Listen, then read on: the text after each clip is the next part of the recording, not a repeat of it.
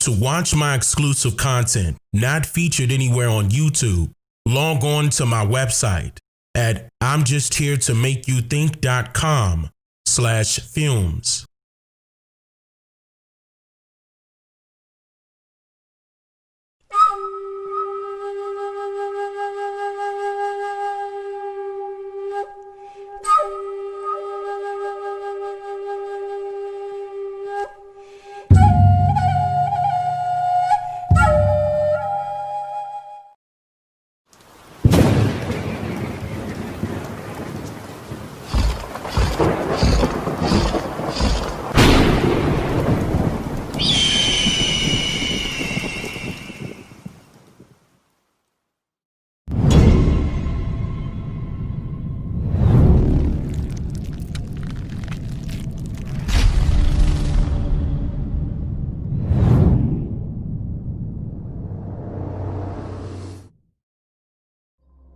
What if America is witnessing history repeat itself in modern day times, but things won't be so recognizable to people due to the consistency of publicized social distractions already underway? I think they're doing everything they can to instill fear in people, and I think it's ridiculous, and I think they're very disreputable. And some of the Democrats are doing it the way it should be, but some of them are trying to gain political favor by saying a lot of untruths. The fact is, and with the public's attention focused on multiple fear-mongering social engineering experiments all at once, that provides a clear pathway for allowing strangers to propagate and implement their own deceitful hidden agendas against the population in general, or targeted at whomever they so choose to. Just think about that for a second. Because even a virus has to be injected, whether it's for food, water, electrical beams, or central processing units. And it's apparent that it can be utilized as a weapon targeted at a particular person or groups of people. So the question remains, who has control over these social engineering experiments? Because the sooner we can populate that answer, the sooner we'll know just who should be held responsible for lots of things occurring across the world. Because we don't have to reach too far back in time to recall other social engineering experiments that have been conducted upon our people, like Margaret Sanger with Planned Parenthood, the Public Health Service Division of the Department of Health and Human Services with the Tuskegee Airmen experiment, Charles Darwin and Francis Galton with Eugenics,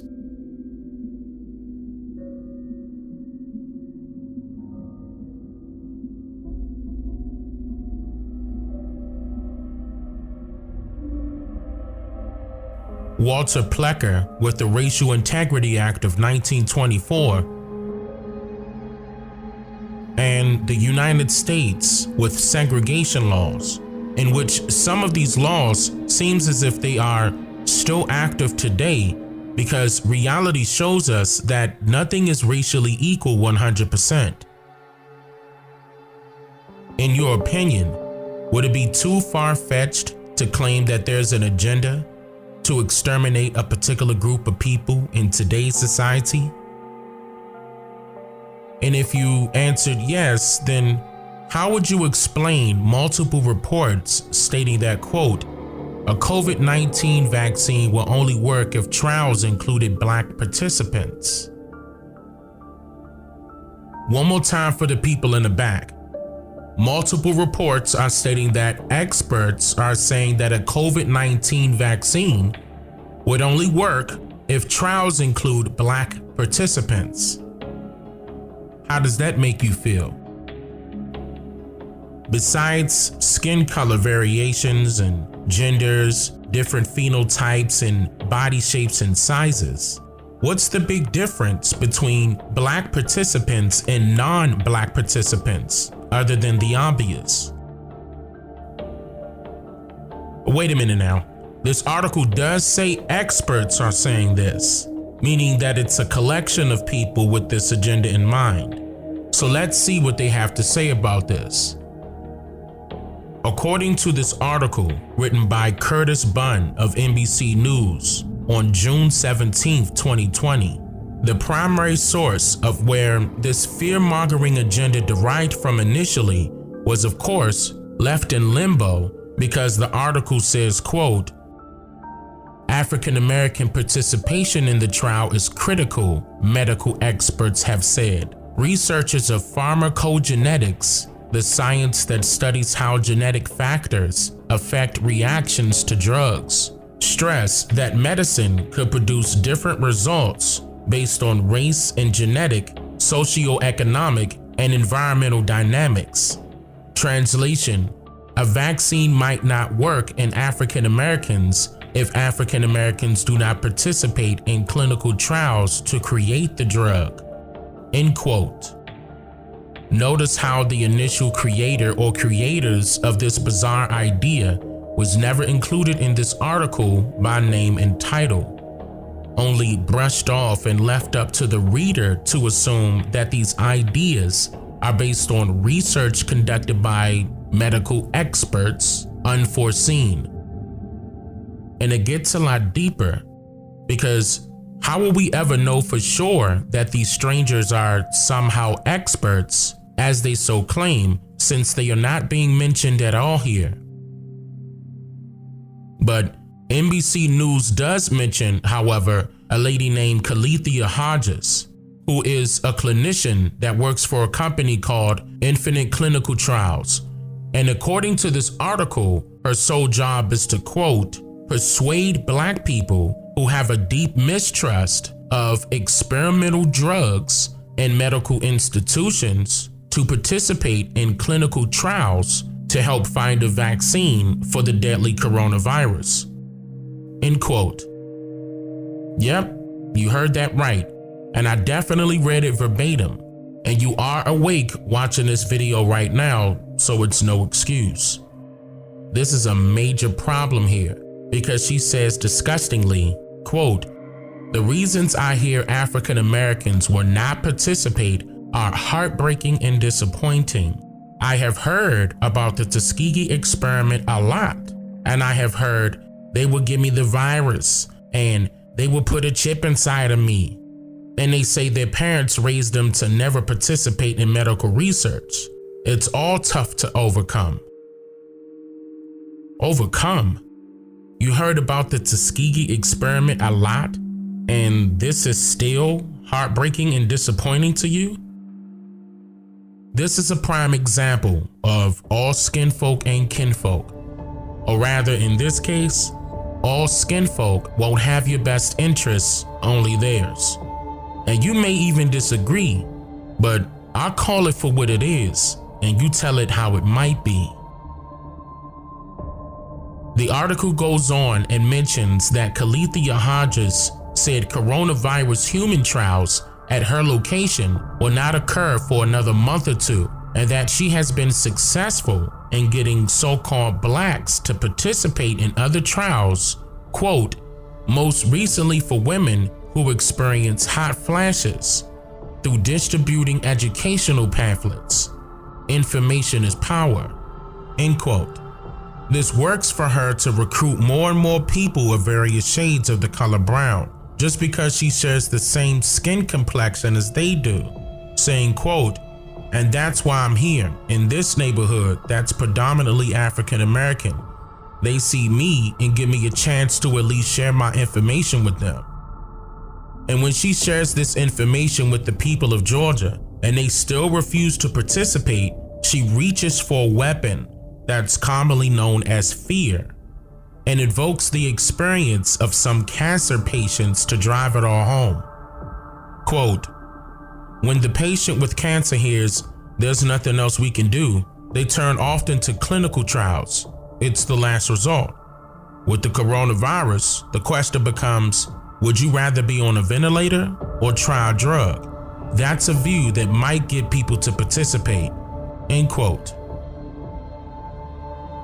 The article mentions a retired pulmonologist which is a person that creates the medicines that are considered by a non-transparent board of administrators as treatments for disorders concerning the respiratory system or the lungs in general, named Dr. Larry Graham, stating that he, quote, understands the lack of trust, but insists that African Americans have to get over it. Genetics related to racial differences make it essential that we be involved in broad-based and diverse clinical trials of medications and vaccines. The expanding discipline of pharmacogenetics, listen to that, the expanding discipline, meaning trained direction and instruction, of pharmacogenetics have taught us, have taught us that we may respond differently than other races to both medicines and vaccines. We must be sure it works in Black folks. This can only be determined by our inclusion in the research-based trials of such vaccines, end quote. So just because a person of color carries the title of doctor, then we should trust everything a doctor recommends without any room for interrogation? So wait a minute. Are you saying that if I provide an actual cure to any disease you choose, then that cure may not work for all people? And the excuse is based on race and genetic makeup? So if I market a product right now that claims to be the cure of whatever you want to insert here, what makes an actual cure only work for a particular race of people if all humans are inserted into this life by way of the exact same process?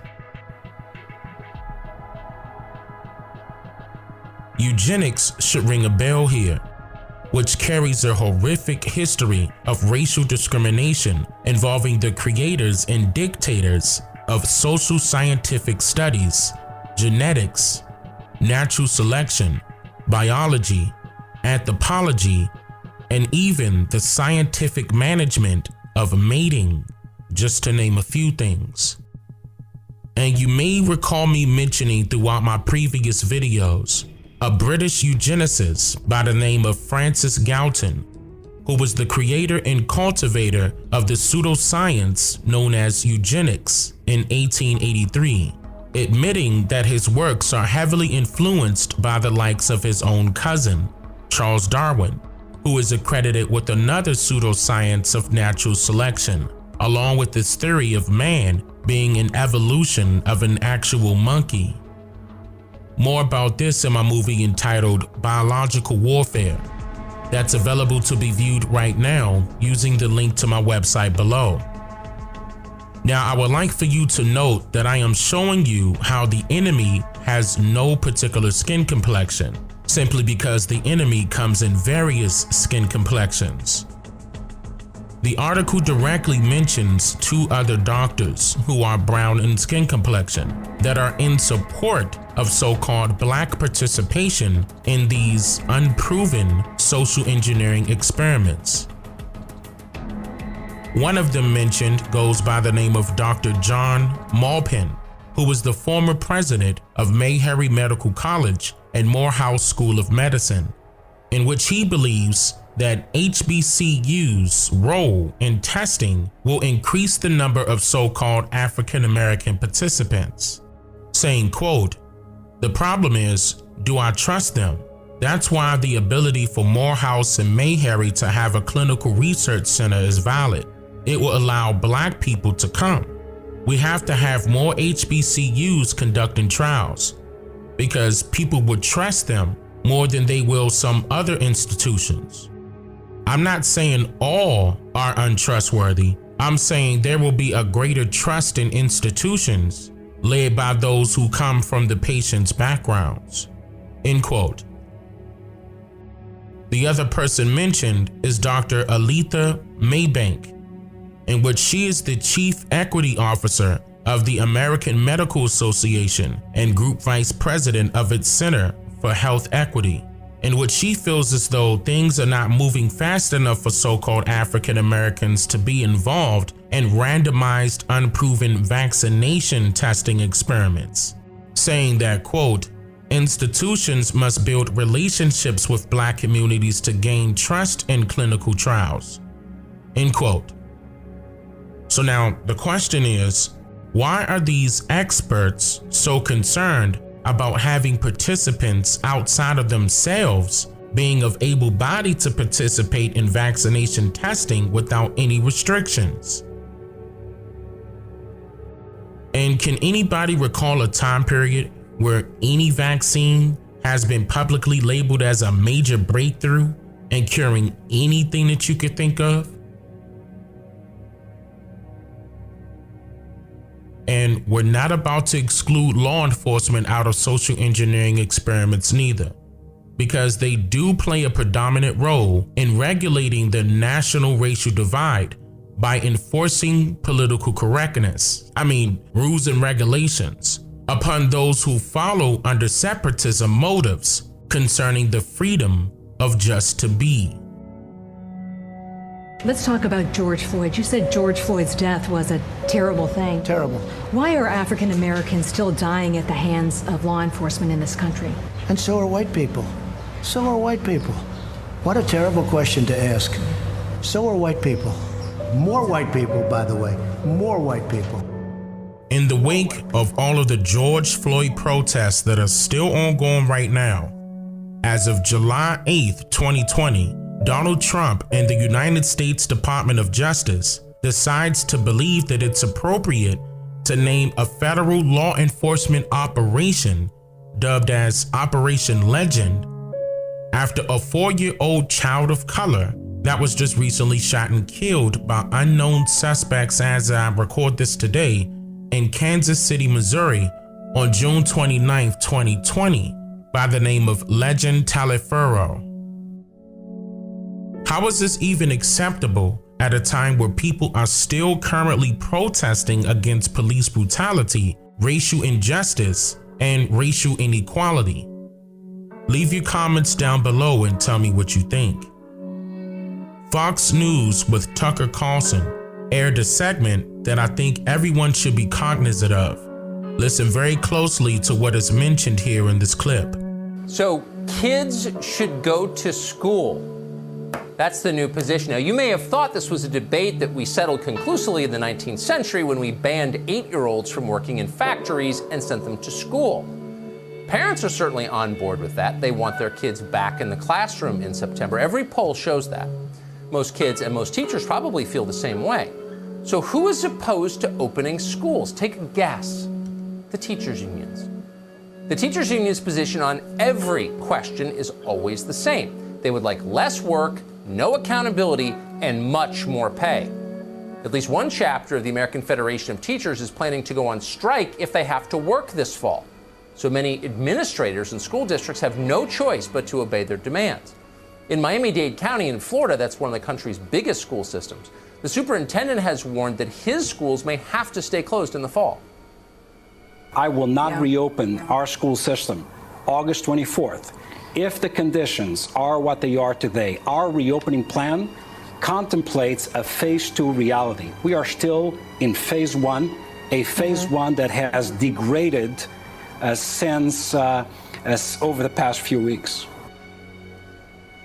Many schools that do plan to reopen will do so under a series of restrictions that have no basis of any kind in science. It's a kind of bizarre health theater. Students will be kept 6 feet apart, everyone will have to wear a mask, class size will be limited in some schools, there will be scheduled bathroom breaks, etc., etc., no sports. In Washington State, education officials are considering letting students go back to school on the basis of their race. Non-white kids would get to go back first, while white students would be ordered to stay home until the virus subsides. Now, you may have thought that plans like that were eliminated with the Brown versus Board of Education decision 65 years ago. But no, it's all coming back. Yep, you heard that correctly.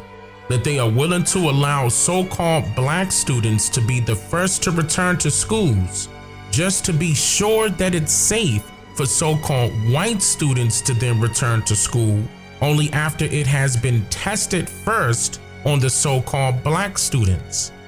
education officials are considering letting students go back to school on the basis of their race. Non-white kids would get to go back first, while white students would be ordered to stay home until the virus subsides. Once again, we can clearly see that the deceitful hidden racial agendas behind eugenics and other social engineering experiments still plays a predominant role even throughout today's society of America. I'm just here to make you think.